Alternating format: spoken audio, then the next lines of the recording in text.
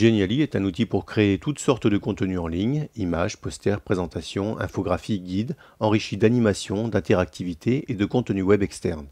Nous allons voir dans cette vidéo de 3 minutes une première partie centrée sur la composition et la manipulation des outils. J'accède à ce service en ligne à l'adresse genial.ly. Je me connecte avec mon login et mon mot de passe fourni lorsque je me suis inscrit avec mon adresse de courriel. La page qui s'affiche présente plusieurs types de compositions.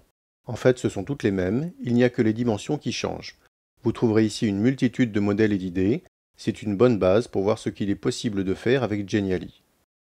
Le bouton My Work permet de retrouver les compositions que j'ai déjà réalisées. Je suggère de commencer à partir d'une composition vierge, Create from Scratch. Je renseigne le titre de ma présentation et j'en définis les dimensions. Un rapport de 16 neuvièmes semble un bon choix, j'opte pour 1600 par 900 pixels. Je clique sur plus. J'arrive sur l'écran en mode composition, on repère une barre avec des éléments de composition à gauche. Un clic sur le mot Genially en haut à gauche nous fera retourner à l'écran précédent. La barre du haut regroupe des fonctionnalités plus générales. Je retrouve dans Settings la possibilité de redimensionner ma présentation. En cliquant sur Background, je peux définir une couleur de fond, utiliser un fond prédéfini ou même en télécharger un depuis mon ordinateur. L'outil texte permet par glisser-déplacer d'incorporer du texte dans la page. Les paramétrages les plus courants sont accessibles facilement, on veillera à choisir une police simple. Utilisez les boutons plus et moins en bas à gauche pour zoomer et dézoomer. Je peux faire un copier-coller d'un objet, avec les icônes facilement reconnaissables dans la barre grise.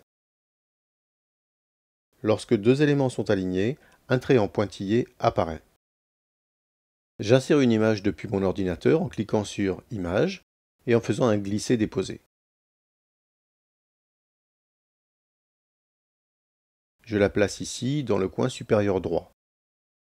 Je peux aussi définir les coordonnées de cette image via le menu Design Mode 0, 0 et le coin supérieur gauche.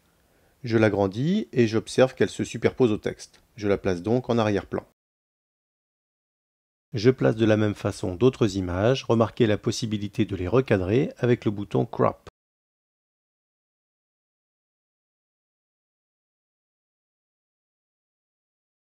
J'ajoute pour terminer une ressource. On trouve ici des clip art, des icônes, des photographies et des gifs animés.